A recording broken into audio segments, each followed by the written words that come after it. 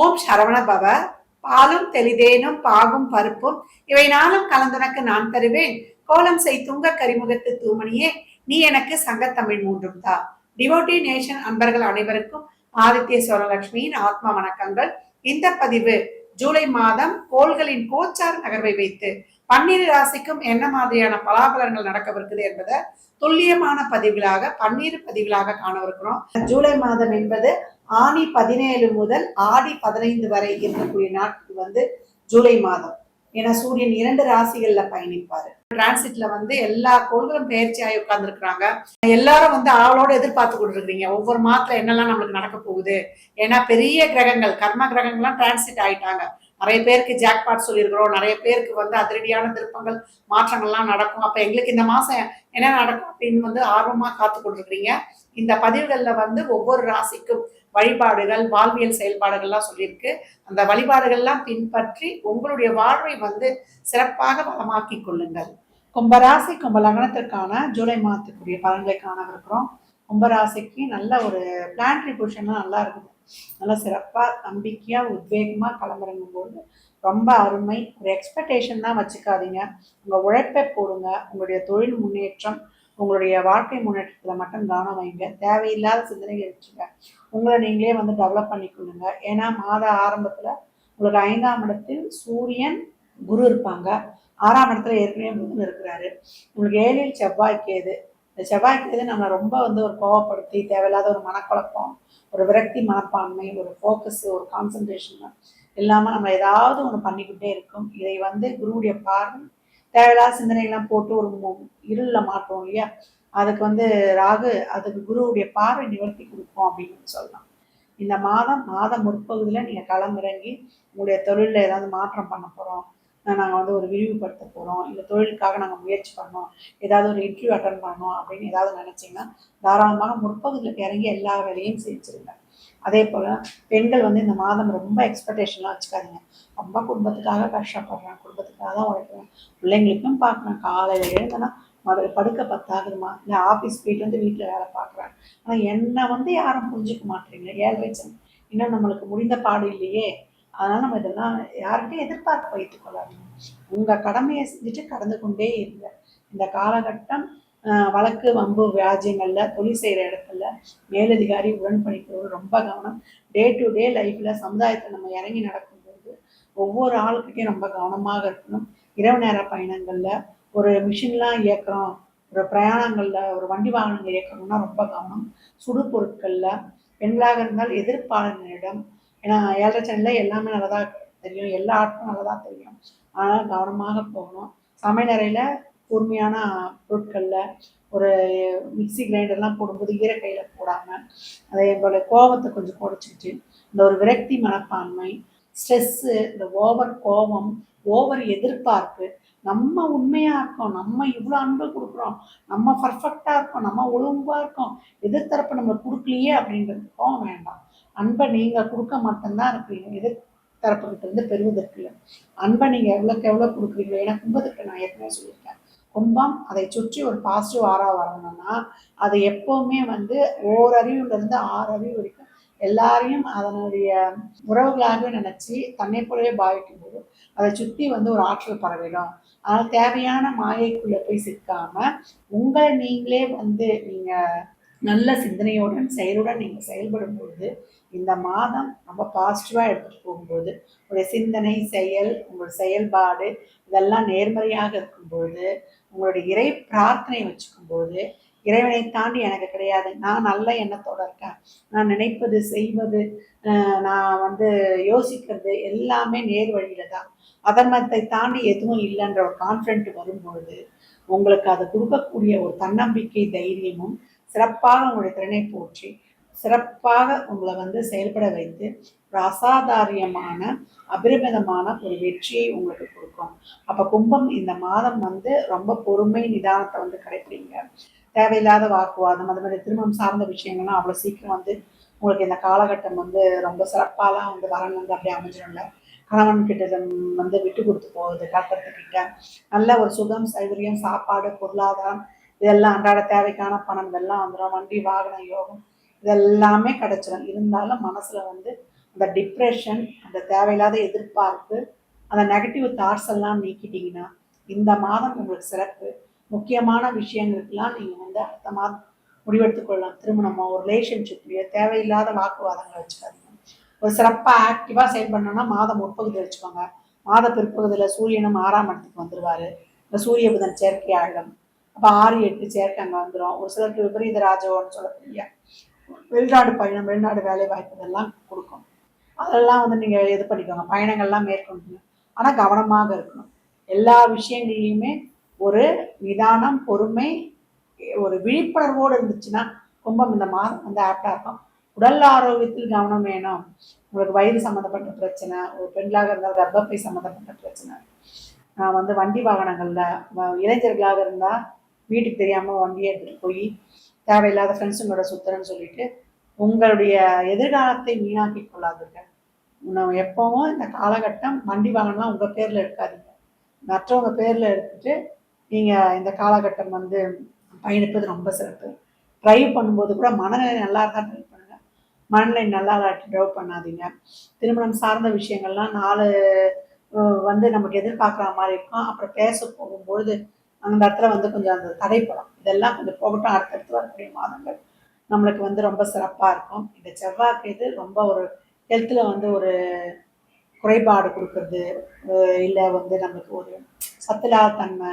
இந்த செவ்வாய்க்கிழமை வந்து உடல் ஆரோக்கியத்தில் அதிகப்படியான கவனம் தேவை. ஏன்னா ஒரு மாதிரி டயர்ட்னஸ், சோர்வு கொடுத்துரும், ஹீமோக்ளோபின் குறைபாடு கொடுத்துரும். நிறைய முருங்கைக்கீரை எடுத்துக்கொள்வது, அத்திப்பழம் ஜூஸ் சாப்பிடுவது, ரத்தத்தை சுத்தப்படுத்தி கொள்ளணும். இந்த காலகட்டம் திருமணம் சார்ந்த விஷயங்களை வந்து கவனமாக முடிவெடுங்க. நாங்கள் லவ் பண்ணுறோமா, வீட்டில் சொல்லி சம்மதம் வாங்கிடலாமா அப்படின்றவங்களுக்குலாம் பக்குவமாக பேசி முடிவெடுக்கணும். இந்த மாதத்தை பொறுத்த வரைக்கும் நல்ல லாபகரமான மாதம். உங்கள் எதிர்பார்ப்புகள் நிறைவேறும். உங்களுக்கு நல்ல பொருளாதார வருவாய், தன வருவாய் வந்தாலும் பொறுமை, நிதானம் வேணும். எக்ஸ்பெக்டேஷன் வச்சுக்காதீங்க, பெரிய எதிர்பார்ப்புகள் வச்சுக்காதீங்க. உறவுகள்கிட்டையும் சரி, நீங்கள் வந்து போடக்கூடிய முயற்சி எஃபர்ட்லேயும் சரி உடனே நடந்துடணுன்ற எதிர்பார்ப்பு எதுலேயுமே வேண்டாம். உறவுகளையும் சரி, உங்களுக்கு நடக்கக்கூடிய பாசிட்டிவ் விஷயங்கள்லையும் சரி, நான் உழைப்பு போட்டேன், நான் வந்து என்னுடைய செயல்பாடை செஞ்சுட்டேன், இறைவன் அதற்கான ரிசல்ட்டை கொடுப்பாருன்னு சொல்லிட்டு நீங்கள் கேஷுவலாக பயணிக்கும் பொழுது உங்களுக்கு எல்லாத்துலேயுமே ஒரு நற்பலன் வந்து உங்களை சரண்டர் அடிச்சிடும். இப்போ நடக்குமா அப்போ நடக்குமான்னு எதிர்பார்த்து உட்காந்துருந்தீங்கன்னா அங்கே பெரிய ஒரு 0 தான் கிடைக்கும். இந்த நேரம், இந்த மாதத்தை பொறுத்த வரைக்கும் கும்பம் ரொம்ப பொறுமை, நிதானம், சகிப்புத்தன்மை. அதான் நான் சொல்லியிருக்கேன் ஏழரை சேனல்ல. விடாமுயற்சியுடன் உங்களுடைய பணியை மட்டும் செஞ்சு குடும்பத்தை விட்டு கொடுத்து போகும்போது, யார்கிட்டையும் எந்த எதிர்பார்ப்பையும் வைக்காத பொழுது, நம்ம தான் அடுத்தவங்களுக்கு செய்யணும், சர்வ் பண்ணணும். Gratitude is attitude, living to giving. நிறைய தான தர்மங்களை பண்ணும்பொழுது உங்களுக்கு எல்லாமே, ஏன்னா 4 சுக்கரன், மாளவியா யோகம், நல்ல வண்டி வாகன யோகம், நல்ல ஒரு லக்ஸுரி லைஃபு, நல்ல சாப்பாடு, உங்களுடைய ஆழ்மன எண்ணங்கள், விருப்பங்கள் எல்லாம் நிறைவேறும். இதெல்லாம் கொடுத்துருவாரு. இருந்தாலுமே வந்து அது ஒரு ப்ராப்பராக வந்து நமக்கு எந்த ஒரு விஷயத்தையும் முடிவெடுக்க முடியாமல் ஒரு ஜவுமி மாதிரி எடுத்துட்டு போகும். அதற்கு தான் பொறுமை, நிதானம். அது போக்கிலேயே விட்டுட்டீங்கன்னா, உங்கள் உழைப்பு செயல்பாடை போட்டுட்டு இறைவனுக்கிட்ட மட்டும் அதை வந்து சமர்ப்பிச்சிட்டிங்கன்னா, முயற்சி உங்களுதாக இருக்கட்டும், விலை வந்து இறைவனுடையதாக இருக்கட்டும். கும்பராசி அன்பர்கள் உடல் ஆரோக்கியத்தில் ரொம்ப கவனமாக இருக்கணும். ஏன்னா தேவையில்லாமல் நம்ம எக்ஸ்பெக்டேஷன் வச்சு ரொம்ப யோசனை பண்ணுவோம் இல்லையா? அதனால் வந்து வயிற்றெரிச்சல், அதே போல் ஸ்ட்ரெஸ்ஸுனால நம்மளுக்கு அன்டைஜஷன் ப்ராப்ளம் இதெல்லாம் வந்து வரக்கூடிய வாய்ப்பு அதிகமாக இருக்குது. அதனால் மனசுக்கும் மண்டைக்கும் ஏற்றிக்கக்கூடாது. அதனால் உடல் ஆரோக்கியம் அதிக அளவில் பாதிக்கப்படும். இருதய சம்மந்தப்பட்ட பிரச்சனைகள் வரும், முழங்கால் மூட்டு வழியெல்லாம் வரும். ரொம்ப கவனமாக இருக்கணும். நம்ம உட்கொள்ளக்கூடிய உணவு, ஒரு சிலர்லாம் ஸ்ட்ரெஸ்லேயும் நிறைய சாப்பிட்றவங்க இருப்பாங்க. அந்த அன்டைமில் சாப்பிட்றது, அன்டைமில் தூங்குறது, ரொம்ப தேவையில்லாமல் வந்து சிந்திக்கிறது, அன்வான்ட் திங்கிங்கை விட்டுட்டு ஓவர் எக்ஸ்பெக்டேஷனை விட்டுட்டிங்கனாலே அது பாட்டு நடக்கட்டும். நம்ம பாட்டு நம்மளுடைய தொழிலையும் நம்மளுடைய வாழ்க்கையையும் பார்ப்போம் அப்படின்னு சொல்லிட்டு இப்போ உங்கள் வேலை உண்டு, நீங்கள் உண்டுன்னு இருந்தீங்கன்னா இந்த மாதத்தை ரொம்ப அருமையாக சிறப்பாக கடந்து வந்துடலாம். கும்பத்துக்கு இது மட்டும்தான் நான் சொல்லுவேன். மற்றபடி உங்களுக்கு எல்லாமே சிறப்பாக இருக்குது. உங்கள் தொழில், உங்களுடைய பொருளாதாரம், உங்களுடைய எதிர்கால வாழ்க்கை, உங்களுக்கு இருக்க பிரச்சனைகளை எல்லாம் வந்து தீர்த்து கொடுப்பதுலேருந்து, உங்களுக்கு ஒரு சின்ன பிரச்சனையா உங்களுக்கான ஒரு உதவி வேணுமா, அதற்கான ஒரு இரும்புக்கரம் கொண்டு இறைவன் உங்களை காத்தருவார். அந்த மாதிரி எல்லாமே கிடைக்கப்படுவதில் பாக்கியம் உண்டு உங்களுக்குன்னு சொல்லியாச்சு, பாவமும் உண்டு அப்படின்னு சொல்லியாச்சு. நிறைய தெளிவும் உங்களுக்கு வந்து கடவுள் கொடுத்துட போகிறார். எது கெட்டது, எது நல்லது அப்படி இருந்தால் அதை தாண்டி வரக்கூடிய அந்த மன அழுத்தம், அந்த குழப்பம், அந்த அச்சம், அந்த தேவையில்லாத சிந்தனைகள், அந்த வெறுப்பு இதெல்லாம் நீக்கிட்டீங்கனாலே கும்பம் நான் ஏற்கனவே சொன்ன மாதிரிதான் இன்பத்தின் பாதையில் மட்டும்தான் பயணிக்கும். கும்பராசி அன்பர்கள் நீங்க செய்ய வேண்டிய அனைத்து விதமான ஒரு நல்ல செயல்கள், இல்லை ஒரு ஆரம்பிக்க போறோம், இல்லை எதுக்காவது முயற்சி பண்ண போறோம் அப்படின்னு செய்யக்கூடிய அனைத்து விதமான காரியங்களுக்கு மாத முற்பகுதியில வேகமா செயல்பட்டுடுங்க. மாத பிற்பகுதியில நீங்க பொறுமை காத்து கொஞ்சம் நிதானம் பக்குவமாக கடந்து வந்துட்டீங்கன்னா இந்த மாதம் ஆப்டான மாதம் அப்படின்னு சொல்லிடலாம். இந்த பலன்கள்லாம் கோள்களின் கோச்சார நகர் வைத்து சொல்லப்பட்டிருக்கு.